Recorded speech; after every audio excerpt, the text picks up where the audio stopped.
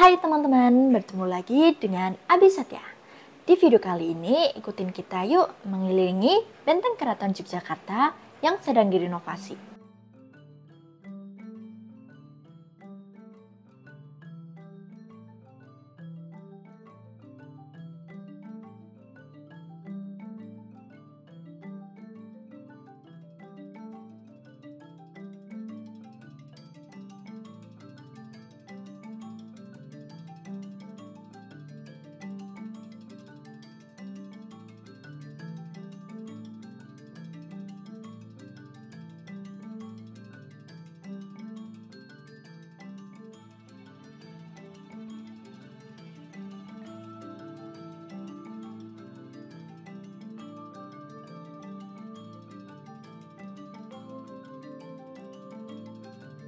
Dikutip dari beberapa sumber, Keraton Yogyakarta memiliki dua lapis tembok. Lapisan dalam berupa tembok cepuri yang mengelilingi kedaton atau kawasan keraton. Tembok berikutnya jauh lebih luas dan kuat, disebut dengan tembok baluwarti, atau lebih sering disebut hanya sebagai beteng. Selain kedaton, tembok baluwarti juga melingkupi kawasan tempat tinggal kerabat sultan dan pemukiman abdi dalam, area yang kini sering disebut sebagai kawasan Jeron Beteng. Bangunan benteng yang megah dengan perlindungan berlapis ini pada awalnya digunakan untuk menghalau serangan musuh. Sementara itu juga berfungsi sebagai penanda batas Keraton Kesultanan Yogyakarta sebagai pusat pemerintahan sekaligus tempat tinggal sultan beserta keluarga dan para abdi dalamnya. Tembok keliling tersebut didesain dan dibangun pada masa pemerintahan Sri Sultan Hamengkubuwono ke-1 1755 hingga 1792. Pendiri Kesultanan Yogyakarta. Bentuknya mirip persegi empat, namun lebih besar bagian timur. Beteng keraton dari timur ke barat memiliki panjang 1.200 meter, sedangkan arah utara ke selatan 940 meter. Benteng di sisi timur keraton diperpanjang ke utara sejauh 200 meter, karena di sana terletak kediaman Kanjeng Gusti Pangeran Adipati Anom atau Putra Mahkota. Tempat tinggal Putra Mahkota ini dikenal juga sebagai Istana Sawo Jajar. Pada sisi luar beteng terdapat parit yang dalam dan jernih airnya. Parit itu disebut jagang, sisi luarnya diberi pagar bata setinggi 1 meter. Pohon gayam ditanam sebagai peneduh di sepanjang jalan yang mengelilingi beteng. Pada awalnya, benteng ini dibuat dari jajaran dolok atau gelondongan kayu, lalu diperkuat lagi hingga memiliki ketebalan 2 batu atau lebih kurang 55 cm dengan longkangan selebar 2,4 meter yang diuruk dengan tanah hasil galian jagang. Tinggi urukan 3,7 meter dari permukaan tanah awal. Longkangan tersebut digunakan sebagai pelataran benteng bagian dalam di mana prajurit dapat berjaga. Dari pelataran ini, tinggi benteng dinaikkan lagi 1,5 meter. Sedangkan dinding benteng dibuat dari batu bata yang diplester dengan campuran pasir, gamping, dan tumbukan bata merah. Ilustrasi denah Benteng Keraton Yogyakarta terdapat 5 gerbang dengan pintu melengkung sebagai sarang keluar masuk benteng. Di atas gerbang terdapat pelataran yang dinamakan panggung.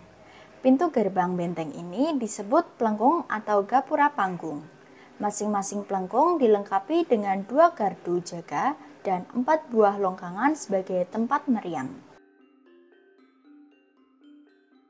Pelengkung yang mengelilingi benteng adalah pelengkung Tarunasura atau pelengkung Wijilan di sebelah timur laut, pelengkung Jagasura atau pelengkung Ngasem di sebelah barat laut, pelengkung Jagabaya atau pelengkung Tamansari di sebelah barat, pelengkung Nirbaya atau pelengkung Gading di sebelah selatan, dan pelengkung Madyasura atau pelengkung Godomanan di sebelah timur. Pelengkung Madyasura kadang disebut juga sebagai pelengkung Tambakbaya. Pada tiap pelengkung terdapat jembatan gantung.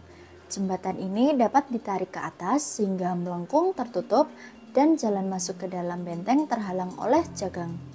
Semula, pelengkung-pelengkung ini terbuka dari jam 6 pagi sampai 6 sore. Jam buka ini kemudian dilonggarkan menjadi dari jam 5 pagi sampai jam 8 malam. Ditandai dengan bunyi genderang dan trompet dari prajurit dari Kamagangan. Desain benteng Keraton Yogyakarta berbeda dibanding benteng-benteng kerajaan Mataram Islam sebelumnya, terutama tampak pada gerbang-gerbang yang tersebar dalam segala penjuru. Dalam merancang benteng ini, Pangeran Mangkubumi nampaknya belajar banyak dari jatuhnya ibu kota Mataram Kartasura ke tangan pemberontak pada peristiwa Geger Pecina atau Perang Cina 1740 hingga 1743. Dalam peristiwa tersebut, pasukan pemberontak Cina dan Jawa bergabung melawan VOC. Mereka menyerbu dan merebut Keraton Kartasura karena memandang bahwa Sri Susuhunan Pakubuwana II 1727 hingga 1749 memihak VOC. Ditilik dari modelnya yang mirip dengan benteng-benteng Eropa, kemungkinan besar benteng keraton meniru sistem pembentengan Belanda di Batavia yang sempat diamati oleh Patih Kadipaten Mas Tumanggung Wiroguno selama kunjungannya ke sana pada awal 1780-an. Dibandingkan dengan bangunan-bangunan lain yang ada di Keraton Yogyakarta, tembok Baluarti yang awalnya hanya berupa pagar dari kayu merupakan bagian paling akhir yang diselesaikan oleh Pangeran Mangkubumi atau yang dikenal sebagai Sri Sultan Hamengkubuwono I. Benteng ini selesai dibangun pada tahun Jawa 1706 atau tahun 1782 Masehi. Pembangunan benteng dipimpin oleh Raden Rangga Prawirasentika. Salah satu sudut benteng ini kemudian hancur saat Geger Sepehi pada tanggal 20 Juni 1812. Bala tentara Inggris yang saat itu menguasai Jawa menyerang Keraton Yogyakarta. Mereka berhasil meledakkan gudang Mesiu yang berada di pojok benteng timur laut. Perang ini juga membuat pelengkung Matyasura ditutup secara permanen sebagai bagian dari strategi pertahanan. Setelah sebelumnya pihak Keraton Yogyakarta mendengar bahwa pasukan musuh berencana masuk melalui pelengkung tersebut.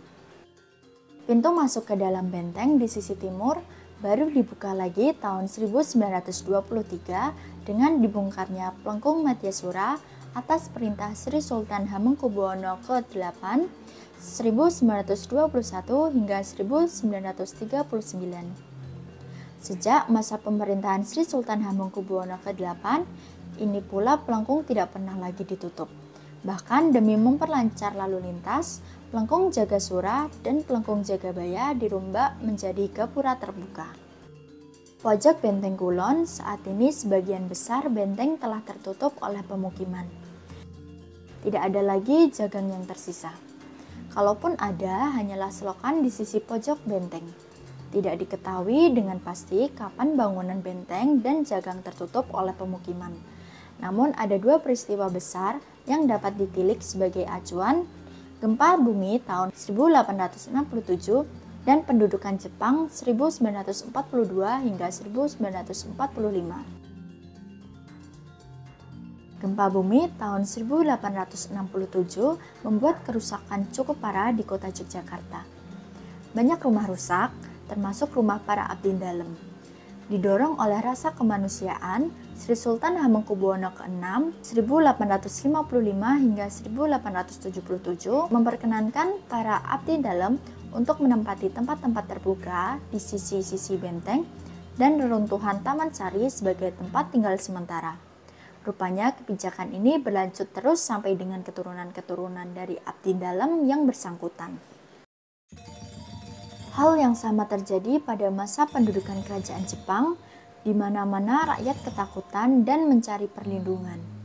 Sri Sultan Hamengkubuwono ke-9 kemudian memutuskan untuk menampung mereka di sisi dalam dan sekitar benteng. Keadaan ini tetap dibiarkan bahkan ketika masa pendudukan kerajaan Jepang berakhir. Dalam perkembangannya, pemukiman ini kemudian merusak benteng yang ada. Ditemukan pemilik rumah yang menempel sisi benteng mengeruk dinding benteng untuk menciptakan ruang yang lebih luas bagi rumah mereka. Ada juga yang menjebol tembok benteng untuk menciptakan akses keluar masuk. Hal ini membuat beberapa bagian benteng tidak lagi terlihat sisanya dan sepenuhnya tertutup oleh pemukiman. Dari 5 buah pelengkung, hanya tersisa 2 yang masih utuh berbentuk gerbang melengkung, yaitu pelengkung Tarunasura atau pelengkung Wijilan dan pelengkung Nirbaya atau pelengkung Gading. Bangunan tulak bala yang masih utuh adalah pojok benteng wetan atau tenggara, pojok benteng kulon atau barat daya, dan pojok benteng lor atau barat laut. Sisa tembok benteng yang masih utuh hanya dari pelengkung Gading ke timur sampai dengan pojok benteng wetan. Persis sebelah timur pojok benteng kulon dibuka jalan lengkap dengan lampu pengatur lalu lintas sehingga pintu keluar masuk benteng bertambah. Dari masa ke masa, benteng keraton telah menjadi saksi bisu bagi perkembangan kota Yogyakarta. Secara fisik, posisinya tidak pernah berubah, namun secara sosial, ia melambangkan perubahan yang terjadi. Benteng yang awalnya menjadi pemisah tegas antara keraton dengan dunia di sekelilingnya, kini terbuka bagi rakyat yang bernaung di dalamnya. Saat ini, Kundo Kabudayan atau Dinas Kebudayaan Daerah Istimewa Yogyakarta dan Keraton Jogja terus berupaya merevitalisasi benteng Keraton Jogja. Diawali dari kawasan Pelengkung Wijilan, saat ini revitalisasi telah mencapai sisi barat Pelengkung Gading. Kepala Kundo Kabudayaan DIY Dyang Laksmi Pratiwi menuturkan revitalisasi adalah wujud pelestarian nilai-nilai sejarah. Selain itu juga sebagai simbol identitas dan karakter Jogja, penguat sumber filosofi. Revitalisasi juga sebagai salah satu upaya menyelamatkan eksistensi benteng. Ini karena sisi luar dan dalam telah berdiri bangunan modern, bahkan mayoritas menempel langsung pada dinding benteng. Revitalisasi turut menata sisi luar benteng, khususnya untuk pemukiman warga yang berada di timur pojok benteng Lor Wetan. Tercatat ada 3 komponen penting dari benteng, diantaranya bastion, pelengkung, dan jagang. Dari hasil kajian, kondisi awal jagang berjarak 3 hingga 6 meter. Kondisi terkini, lokasi jagang menjadi pemukiman warga, tepatnya yang berada di sepanjang Jalan Brigjen Katamso, termasuk yang berada di sisi selatan dan barat benteng. Sesuai konsepnya, revitalisasi akan mengembangkan wujud asli bangunan benteng. Fokus utama adalah pembersihan bangunan warga yang menempel di benteng sisi dalam. Untuk saat ini telah berlangsung di kawasan Patehan Keraton. Intinya akan dikembalikan keutuhannya. Perkembangan waktu dulu itu rumah kecil karena perkembangan keluarga, lalu membesarkan dan menempel benteng. Dulunya gedek, sekarang jadi beton. Oke, sekian dari video kita. Jika ada kekurangan dalam kalimat ataupun perkataan, mohon dimaafkan ya teman-teman.